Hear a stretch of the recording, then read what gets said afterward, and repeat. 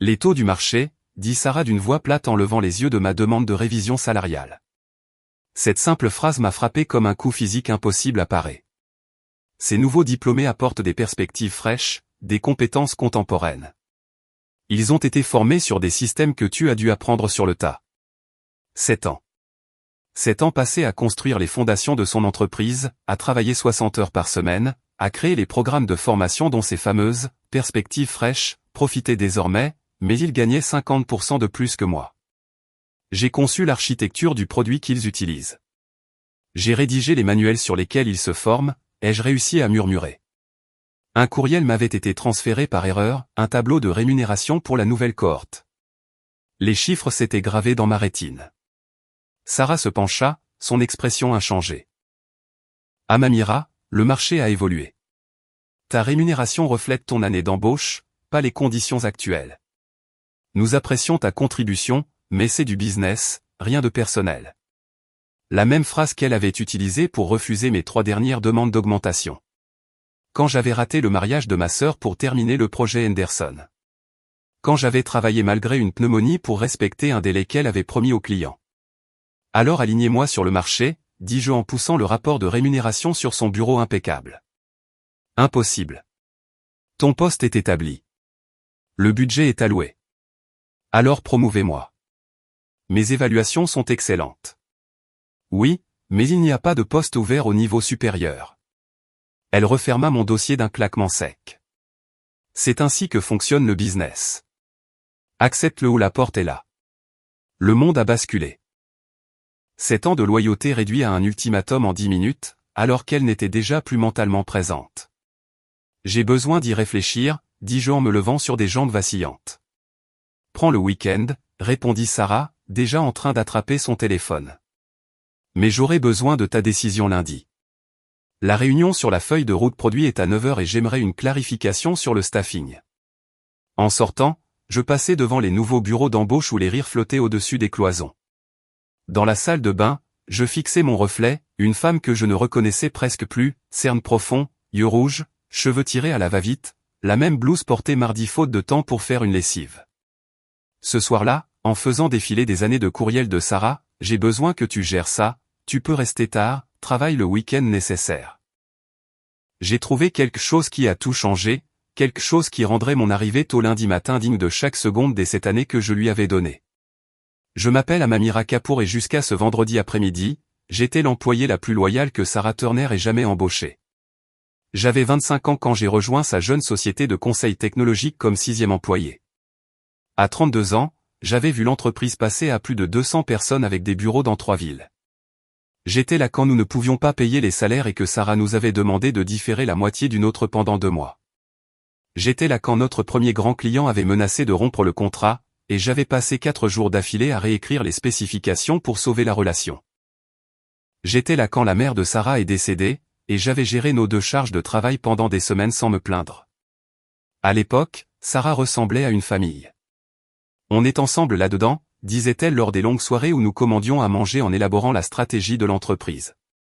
Quand on réussit tous. Mais le succès a changé les choses ou peut-être n'a-t-il fait que révéler la vérité. Quand l'entreprise a atteint son premier million de revenus, Sarah s'est offert une Tesla. À 10 millions, elle a acheté une maison de vacances. Mon salaire, lui, n'avait augmenté que de 12% en 7 ans. Malgré la croissance exponentielle, chaque fois que je demandais une progression, la réponse était toujours une version de « bientôt, le trimestre prochain, après ce projet ». Et je l'avais cru. C'est ça qui faisait le plus mal. J'y avais réellement cru.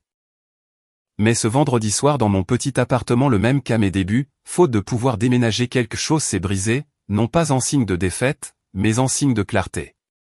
Le courriel que j'avais trouvé datait de 3 ans. Sarah avait écrit au directeur financier, rémunération d'Amira, la maintenir à son niveau actuel. Elle est trop précieuse à son poste pour être promue et elle ne quittera probablement pas. Elle est émotionnellement investie dans notre histoire et le coût irrécupérable est trop élevé pour qu'elle parte. Ajustement annuel standard de 2% uniquement. Il me soupait et délibérément parce qu'il pensait que je ne partirais pas, que ma loyauté était une faiblesse à exploiter. J'ai appelé mon meilleur ami Darien, qui travaillait en RH dans une autre entreprise. C'est de la suppression salariale, a-t-il dit immédiatement. Et si on te le fait à toi, on le fait sûrement à d'autres. Tu as accès à la base de données de rémunération? Non, mais je connais quelqu'un qui l'a. Penn, notre responsable IT, avait toujours eu un faible pour moi depuis que je l'avais aidé à gérer une mise à jour système quand son assistant avait démissionné en plein projet. J'ai besoin d'un service, lui ai-je dit. Et avant que tu ne dises non, sache que ça concerne quelque chose de grave dans l'entreprise. Silence. On devrait parler de ça en personne. Barlow dans 30 minutes. Barlow était un bar miteux, loin de tout lieu fréquenté par la boîte. Penn lisait déjà mon courriel quand je suis arrivé. Son visage s'est assombri. C'est grave. Et oui, je pense que ça arrive à d'autres. Qu'est-ce que tu veux exactement? Les données de rémunération. Pour tous ceux qui sont là depuis plus de 2 ans, comparé aux nouvelles embauches dans des rôles similaires. Je ne peux pas te donner l'accès, mais je peux peut-être générer un rapport pour un audit interne. Le dimanche matin, j'avais les données et c'était pire que je l'imaginais. Tous les employés ayant plus de 3 ans d'ancienneté étaient payés en moyenne 40% en dessous du marché. Les nouvelles recrues étaient payées au marché ou au-dessus. Les plus anciens étaient les plus sous-payés. Pire encore, des courriels entre Sarah et la direction qualifiaient cela de « stratégie de gestion des coûts de rétention ». Ils avaient identifié les employés présentant de forts indicateurs de loyauté et maintenaient délibérément leur salaire sous le marché, pariant sur l'attachement émotionnel et l'inertie professionnelle. Mes mains tremblaient en compilant ces informations. Ce n'était plus seulement moi. C'étaient des dizaines de personnes exploitées. Je devais choisir, partir et tourner la page. Ou faire quelque chose qui changerait tout. J'ai choisi la seconde option. Le lundi matin, je me suis levé à 4h30, habillé avec détermination, et j'ai conduit jusqu'au bureau dans l'obscurité. À 5h15, Vicente, le vigile, leva un sourcil. Matinale aujourd'hui, à Mamira. Grande présentation, répondis-je avec un sourire nouveau, ferme et clair. Le bâtiment était vide, exactement comme il le fallait. Je suis allé directement dans le bureau de Sarah, la suite d'angles aux immenses baies vitrées dont elle se vantait tant. J'ai posé une enveloppe scellée sur sa chaise, pas sur son bureau pour qu'elle soit la seule à la trouver. À l'intérieur, une seule page contenant 3 choses. Ma démission, effective immédiatement, accompagnée d'une copie de son email où elle expliquait pourquoi elle me maintenait sous-payé, ainsi qu'une clé USB contenant l'analyse des rémunérations. Mais je n'en avais pas terminé. Je suis retourné à mon bureau et j'ai ouvert mon ordinateur une dernière fois. L'email que j'avais rédigé la veille était adressé à tous les employés présents depuis plus de 2 ans, soit 47 personnes. L'objet disait « Pourquoi vous êtes sous-payé, la vérité sur notre stratégie de rémunération ». Mon doigt hésitait au-dessus du bouton d'envoi. Allais-je vraiment faire ça? Brûler tous les ponts. Exposer l'entreprise que j'avais contribué à bâtir de zéro. Puis je me suis rappelé les mots de Sarah, accepte ou la porte est là. J'ai appuyé sur envoyer. Ensuite, j'ai traversé le bureau une dernière fois. J'ai touché le mur de la salle de réunion où j'avais présenté ma première proposition client. Je suis passé devant la salle de pause où nous avions célébré notre premier gros contrat avec du champagne bon marché et des pizzas. Tant de souvenirs. Tant de mois laissés entre ces murs. À 6h30, j'étais de retour dans ma voiture, observant les premiers arrivants entrer sur le parking. À 7 heures précises, je savais que Sarah entrait dans son bureau. Elle était d'une ponctualité religieuse. 5 minutes plus tard, mon téléphone a sonné, son nom affiché à l'écran. J'ai refusé l'appel. Il a ressonné aussitôt. Refusé. Un message. C'est quoi ce bordel? Appelle-moi maintenant. Je n'ai pas répondu. À 7h15, la première réponse à mon email massif est arrivée dans ma boîte personnelle, Elena, du marketing, qui était là presque aussi longtemps que moi. C'est sérieux, suivi d'émojis choqués. À 7h30, mon téléphone explosait de messages de collègues, certains confus, d'autres furieux, beaucoup reconnaissants. Debbie, du produit, a écrit « Je me doutais de quelque chose quand j'ai appris que le nouveau dans mon équipe gagnait 30 000 de plus que moi. Merci pour ça. » À 8h, Sarah a rappelé. Cette fois, j'ai décroché. Tu as 60 secondes pour t'expliquer avant que je ne te poursuive pour espionnage industriel, a-t-elle sifflé, la voix tremblante de rage. En réalité, j'ai des preuves de pratiques illégales de suppression salariale que je serais ravi de transmettre au département du travail, ai-je répondu calmement. Ou bien nous pouvons discuter d'une meilleure solution. Quelle solution? Sa voix s'était faite méfiante. Retrouve-moi au Cardinal à 9h30. Viens seul. Le Cardinal était un café à égale distance du bureau et de mon appartement. Terrain neutre. À mon arrivée à 9h25, j'ai choisi une table au fond avec vue sur la porte. Sarah est entrée à 9h32, le visage orageux. Tu as perdu la tête, dit-elle en s'asseyant en face de moi. Tu te rends compte de ce que tu as fait? Du chaos que tu as créé? Je n'ai fait que partager des informations auxquelles les gens avaient droit, ai-je répondu. Des informations sur la manière dont tu exploites systématiquement leur loyauté. Ces informations étaient confidentielles. Ses jointures blanchissaient sur la lanière de son sac. Tu n'en avais pas le droit. Comme tu n'avais pas le droit de supprimer volontairement les salaires tout en disant aux gens que tu les valorisais, en construisant une culture d'entreprise autour de la famille et de la solidarité. Alors que ce n'était qu'un piège pour les maintenir sous-payés. Sa mâchoire s'est crispée. C'est une pratique normale de gérer les coûts de rémunération. Tu es naïf si tu crois le contraire. Mentir aux gens n'est pas une pratique normale. Cibler les employés les plus fidèles pour les exploiter n'est pas normal non plus.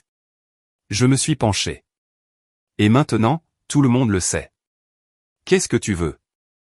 De l'argent? C'est ça? Un paiement pour te faire taire? J'ai ri doucement. Si j'avais voulu de l'argent, j'aurais menacé discrètement, pris un accord et disparu. Mais ce n'est pas une question d'argent. Alors quoi? Justice. Changement. J'ai sorti un dossier que j'ai posé entre nous. À l'intérieur, un plan complet d'ajustement des salaires pour amener tout le monde au niveau du marché, avec des arriérés pour les cas les plus extrêmes. Et une politique de transparence pour les décisions futures. Sarah a fixé le dossier comme s'il risquait de la mordre. Tu t'attends à ce que je mette l'entreprise en faillite? J'ai fait les calculs. L'entreprise peut se le permettre avec le dernier tour de financement. Cela réduirait les bonus des dirigeants pendant 2 trimestres. Pas plus. Je lui ai poussé le dossier. Mets ce plan en œuvre d'ici la fin de la semaine et j'efface toutes les copies des données. Je ne dis plus rien. L'entreprise survit, avec quelques égos meurtris et une leçon précieuse. Et si je refuse? Alors, d'ici demain, investisseurs, clients et départements du travail auront tout. À toi de choisir. Le visage de Sarah est devenu écarlate. Petite ingrate, espèce de... Attention, ai-je coupé. Souviens-toi laquelle de nous deux a l'avantage. Elle a saisi le dossier et s'est levée. Je dois revoir ça avec le service juridique. Tu as jusqu'à demain, 17h. Après ça, mon avocat envoie le dossier de preuve que j'ai préparé ce week-end. Alors qu'elle partait furieuse, mon téléphone a vibré, peine. Réunion générale urgente à 11h. Qu'est-ce que t'as fait? Je n'ai pas répondu. Je suis rentré chez moi et j'ai attendu. Vers midi, les messages ont afflué des collègues présents à la réunion. D'après Debbie, Sarah avait annoncé un audit complet des rémunérations à cause d'incohérences récemment identifiées. Elle avait promis des ajustements avant la fin de la semaine. Le soir, j'ai reçu un email officiel du service juridique confirmant que ma démission était acceptée et me demandant de signer un accord de confidentialité en échange de 6 mois de salaire. J'ai refusé. Le lendemain, 3 employés de plus ont démissionné. À la fin de la semaine, ils étaient 12. Tous des employés de longue date sous-payés qui avaient trouvé mieux ailleurs maintenant qu'ils connaissaient leur vraie valeur sur le marché. Un mois plus tard, je déjeunais avec Elena, qui avait décroché un poste de directrice dans une autre entreprise avec une augmentation de 70%. Tu as entendu? Demanda-t-elle. Le conseil d'administration a forcé Sarah à démissionner. L'exode a continué. Presque 20 personnes au total. Ils ont perdu le contrat Hendrix parce que toute l'équipe a quitté. Je sirotais mon verre. Je n'étais pas au courant. Et ce n'est pas tout. Les salariés restants ont formé un comité et exigé un consultant externe pour refondre entièrement la structure salariale, de façon transparente. Le conseil a tout accepté. Tant mieux pour eux, ai-je dit. La rumeur dit que Sarah a essayé de tout mettre sur le dos du CFO, mais quelqu'un a fait fuiter des emails prouvant qu'elle était l'architecte de toute la stratégie. Elena m'a lancé un regard entendu. Une idée de qui aurait fait ça? J'ai haussé les épaules. Aucune. En réalité, je n'avais plus rien eu besoin de divulguer. La vérité initiale avait suffi à déclencher une cascade incontrôlable. Quand les gens découvrent qu'on profite d'eux, ils ne deviennent pas seulement en colère, ils deviennent déterminés. Entre-temps, j'avais reçu 4 offres d'emploi en 2 semaines, tout au taux du marché. J'ai accepté la plus stimulante, un poste qui reconnaissait réellement mon expérience et me rémunérait en conséquence.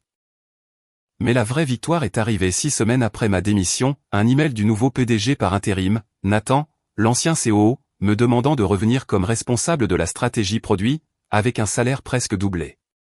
Nous avons mis en œuvre tous les changements que vous avez proposés, disait l'email, et nous nous engageons à construire une organisation véritablement équitable et transparente.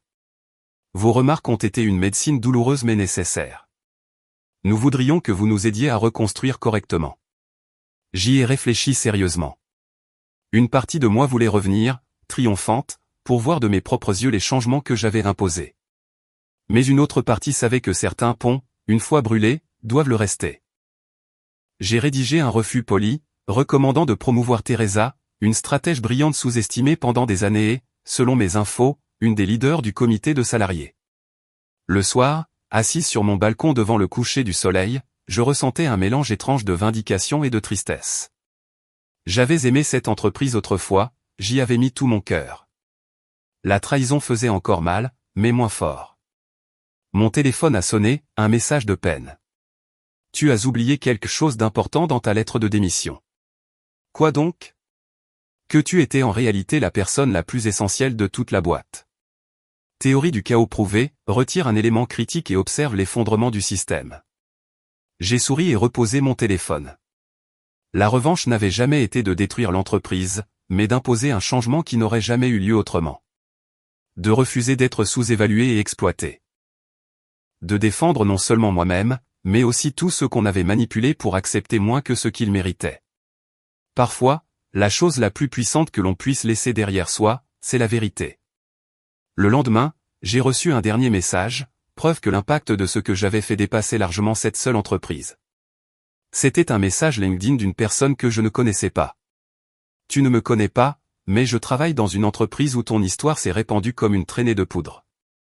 Aujourd'hui, notre PDG a annoncé une révision complète des rémunérations pour garantir l'équité interne. Merci d'avoir déclenché quelque chose qui nous dépasse tous. Ce message LinkedIn n'était que le début. Au cours des mois suivants, ma boîte mail s'est remplie de messages similaires provenant d'inconnus travaillant dans d'autres entreprises, des personnes qui avaient entendu parler de mon histoire par les réseaux professionnels et qui avaient été inspirées à examiner leur propre situation salariale. Je n'avais pas eu l'intention de devenir une militante pour la justice au travail, mais d'une manière ou d'une autre, c'est ce qui est arrivé. Accepterais-tu de prendre la parole lors de notre conférence sur l'éthique RH, lisais-je dans un email d'une association professionnelle. Ton expérience met en lumière des problèmes systémiques que de nombreuses organisations doivent adresser. Au début, j'ai décliné ces invitations.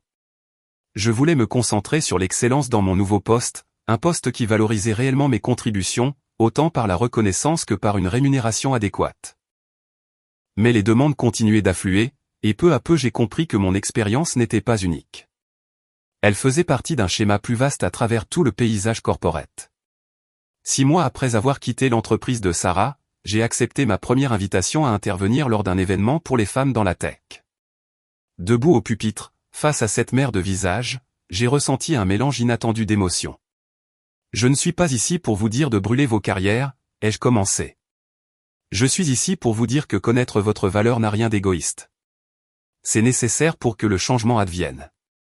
En partageant les détails de mon expérience, les années de fausses promesses, la suppression volontaire des salaires, la révélation qui m'avait enfin poussé à agir, j'ai vu la reconnaissance apparaître sur de nombreux visages. Lorsque j'ai ouvert la séance aux questions, des mains se sont levées partout. Comment as-tu trouvé le courage, a demandé une jeune femme au premier rang. J'ai réfléchi un instant. Ce n'était pas vraiment du courage.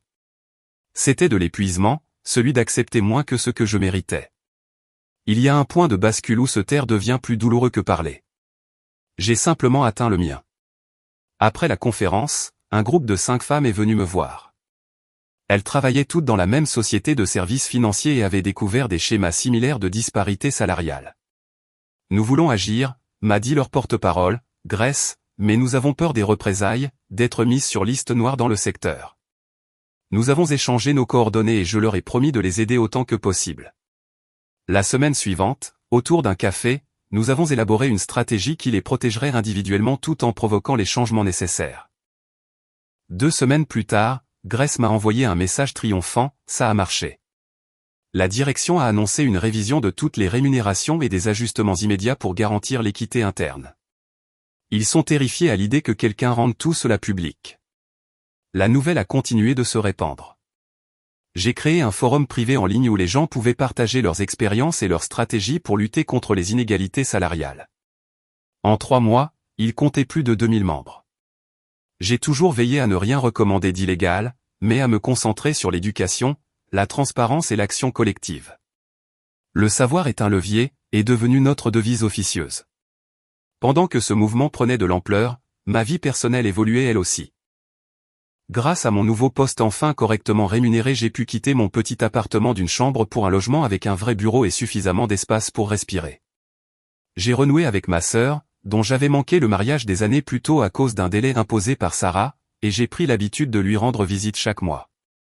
Près d'1 an après ma démission, j'ai reçu un email inattendu de Teresa, la collègue que j'avais recommandée pour une promotion dans mon ancienne entreprise. On prend un verre avec l'équipe ce soir chez Bellamies, 19h. Je me suis dit que tu voudrais peut-être te joindre à nous. J'ai hésité, les doigts flottant au-dessus du clavier. Est-ce que je voulais vraiment revisiter cette partie de mon passé? Revoir des gens qui avaient été témoins de mes moments les plus vulnérables et vindicatifs? La curiosité a fini par l'emporter. Entrer chez Bellamies ce soir-là avait quelque chose de surréaliste, comme revenir dans le passé en étant une personne complètement différente. Teresa m'a vu immédiatement et m'a fait signe de la rejoindre à une grande table où étaient assis 8 anciens collègues. Voilà la légende elle-même, a lancé peine en levant son verre lorsque je me suis approché. La femme qui a fait tomber un empire avec un seul email. L'empire semble très bien tenir debout, ai-je répondu en prenant place. Pas le même empire, a précisé Elena. Un meilleur. Au cours des 2 heures suivantes, ils m'ont raconté la transformation de l'entreprise. Après le départ de Sarah, Nathan avait mis en œuvre tous les changements que j'avais exigés et bien plus encore, une structure salariale transparente, des ajustements réguliers basés sur le marché, et des primes liées aux performances de l'entreprise incluant tous les employés, pas seulement les cadres. Tu te souviens de Jameson, a demandé Teresa, en parlant d'un des jeunes diplômés embauchés avec un salaire 50% supérieur au mien. Il a appris ce qui s'est passé et il était horrifié. Apparemment, on disait aux nouvelles recrues que leur salaire élevé était dû à des compétences spécialisées que nous n'avions pas, c'est lui qui dirige maintenant un programme de mentorat, a ajouté Penn, mettant en binôme les nouveaux et les anciens pour partager les connaissances institutionnelles. C'était son idée. Une chaleur inattendue m'a envahi en entendant parler de l'évolution de l'entreprise. Ma vengeance avait toujours été une question de justice, pas de destruction. Et il semblait que la justice avait fini par prévaloir. Alors que nous nous apprêtions à partir, Nathan lui-même est entré dans le bar. Il s'est arrêté net en me voyant, puis s'est approché de notre table. « Amira » a-t-il dit en me tendant la main. « J'ai entendu dire que tu pourrais être ici. » Je me suis levé pour lui serrer la main, cherchant sur son visage la moindre trace de ressentiment, mais je n'ai rien trouvé. « Comment vont les choses » ai-je demandé avec neutralité. « Mieux, différente, plus difficile parfois, plus simple d'autres fois. » Il a jeté un œil au groupe, puis de nouveau vers moi. « Aurais-tu un moment pour discuter en privé ?» À une petite table à l'écart, Nathan est allé droit au but.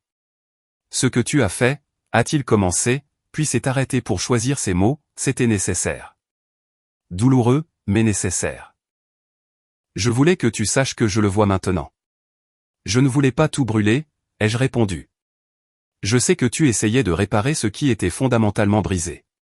Il faisait tourner son verre lentement. Le conseil d'administration a fait venir des consultants pour tout examiner après l'exode. Tu sais ce qu'ils ont découvert? J'ai secoué la tête. Que si nous avions continué sur la voie de Sarah, nous aurions fini par imploser de toute façon, rotation constante du personnel expérimenté, déclin de la qualité des produits, toxicité culturelle. Il a plongé son regard dans le mien. Tu n'as pas détruit l'entreprise, Amira. Tu l'as sauvée. Quelque chose s'est desserré dans ma poitrine, un nœud de doute dont je ne soupçonnais même pas la présence. Il y a autre chose, a poursuivi Nathan. Sarah est en train de lancer une nouvelle entreprise. Elle approche nos clients, nos employés. Les mêmes promesses, la même vision. Et tu me dis ça parce que les gens doivent savoir à qui ils ont affaire. L'histoire ne doit pas se répéter. Il a glissé une clé USB vers moi. Toute la documentation issue de notre enquête interne. Les juristes disent que nous ne pouvons pas la publier, mais rien ne m'interdit de la donner à une citoyenne privée. J'ai regardé le petit objet. Qu'est-ce que je suis censé en faire? Ce que tu juges juste. Tu as prouvé que tu avais un bon discernement pour ça. Cette nuit-là, je suis resté éveillé tard à examiner les dossiers que Nathan m'avait remis. Ils contenaient tout, communication interne, analyse de rémunération, données d'entretien de départ, dressant un portrait complet d'une exploitation systématique dépassant même ce que j'avais découvert. Le lendemain matin, j'ai pris une décision. Je n'allais pas exposer directement Sarah une nouvelle fois. À la place, j'allais utiliser ces informations pour créer quelque chose de plus durable, un cadre permettant d'identifier et d'adresser les inégalités salariales, un guide pour aider les employés à reconnaître les signaux d'alerte, des ressources pour se confronter à des situations semblables. 3 mois plus tard, j'ai publié une étude de cas anonyme basée sur ces données, en modifiant tous les éléments identificatoires mais en préservant les schémas et les stratégies. Elle est rapidement devenue une lecture obligatoire dans des cours d'éthique des affaires dans plusieurs universités. 18 mois après ma démission, j'ai reçu une invitation à intervenir lors d'une grande conférence du secteur sur la transparence et l'équité dans la rémunération. Juste après ma session figurait, sur la liste des intervenants, le nom de Sarah Turner elle-même, venue présenter une intervention sur « la construction de stratégies de rémunération intelligente ». En voyant son nom, j'ai éclaté de rire. L'univers avait décidément le sens de l'ironie. J'ai accepté l'invitation. Le jour de la conférence, la salle était comble pour ma session. Tandis que je présentais l'importance des pratiques salariales équitables et les avantages business de la transparence, j'ai vu Sarah entrer discrètement au fond de la salle. Nos regards se sont croisés. Elle n'a pas détourné les yeux. Lorsque j'ai terminé, sous les applaudissements enthousiastes, j'ai ramassé mes notes et quitté le podium. En me dirigeant vers la sortie, Sarah m'a arrêté. Elle dit d'un ton froid, « Présentation impressionnante. Très idéaliste. » Merci, répondis-je. J'ai hâte d'assister à votre intervention. J'imagine que vous allez aborder la façon dont le fait de sous-évaluer les employés expérimentés mène à l'implosion d'une entreprise. Son expression se durcit. Tu n'as aucune idée des dégâts que tu as causés. En réalité, si. La vraie question, c'est de savoir si vous en avez tiré la moindre leçon. Avant qu'elle ne puisse répondre, une jeune femme s'approcha de nous, son badge indiquant qu'elle était directrice RH dans une entreprise technologique en pleine croissance. Madame Kapoor, votre intervention était incroyable. Accepteriez-vous de venir parler à notre équipe dirigeante? Nous revoyons entièrement notre structure de rémunération et vos perspectives nous seraient extrêmement utiles. Je souris. Avec plaisir. Voici ma carte. La jeune femme me remercia puis s'éloigna. Sarah la suivit du regard avant de se tourner vers moi. On dirait que tout cela t'a offert une jolie réputation, observa-t-elle, d'un ton laissant entendre que j'avais profité d'une faute. Ce n'était pas le but, répondis-je. Honnêtement, le but était le changement. Et il l'est toujours. Pendant un bref instant, je crus apercevoir un éclair de regret dans ses yeux, rapidement masqué par son flegme habituel. Eh bien, dit-elle sèchement, je dois me préparer pour ma session. Lorsqu'elle s'éloigna, je sentis enfin le dernier poids quitter mes épaules. Je n'avais plus besoin de son approbation, de sa reconnaissance, ni même de ses remords. Ma valeur ne dépendait plus de son jugement ni de celui de qui que ce soit. 2 ans après avoir déposé cette enveloppe sur la chaise de Sarah, j'ai publié un livre sur l'équité au travail qui est devenu un best-seller. J'ai commencé à conseiller des entreprises déterminées à construire des systèmes de rémunération justes. Et, de façon inattendue, je me suis mise à accompagner de jeunes professionnels afin qu'ils sachent défendre leurs droits dès le début de leur carrière plutôt qu'après des années d'exploitation.